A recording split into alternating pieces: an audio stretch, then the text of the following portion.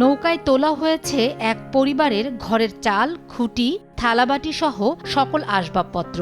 চোখে মুখে অনিশ্চয়তায় বসতভিটা ছেড়ে কোনো এক নদের বুকে জেগে ওঠা নতুন কোনো চরে আবার বসতি করা। প্রজন্মের পর প্রজন্ম ধরে বসবাস করা পৈতৃক বসতভিটা খেয়েছে এই নদ।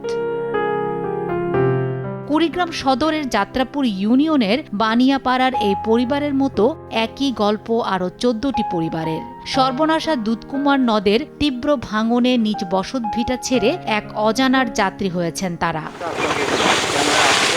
চিলমারির রানীগঞ্জ, শাখাহাতি, নাগেশ্বরীর, বামনডাঙ্গা, ফুলবাড়ির গোরখমণ্ডল, বাজারহাটের রামহারি সহ 9 উপজেলা দিয়ে প্রবাহিত ব্রহ্মপুত্র, ধরলা, তিস্তা ও দুধকুমারের 40টি পয়েন্ট জুড়ে তীব্র ভাঙন দেখা দিয়েছে।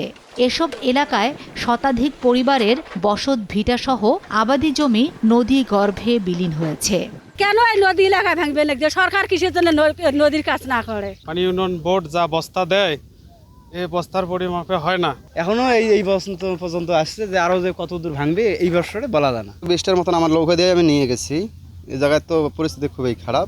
এদিকে নদ নদীর পানি উঠানামার সঙ্গে ভাঙনের কবলে পড়া 40টি পয়েন্টের মধ্যে 30টিতে ভাঙন রোধে অস্থায়ী ব্যবস্থা নেয়ার কথা জানায় পানি উন্নয়ন বোর্ড। ইতিমধ্যে 33টি পয়েন্টে জরুরি ভিত্তিতে জিওব্যাগ দ্বারা কাজ বাস্তবায়ন শুরু করেছি। এই কাজগুলোর দৈর্ঘ্য হচ্ছে 4 কিলোমিটার। এর বাইরে যেসব জায়গা ভাঙন প্রবলিত আছে আমরা পর্যবেক্ষণে রেখেছি, পর্যায়ক্রমে সেগুলোতেও কার্যক্রম হাতে নেওয়া হবে।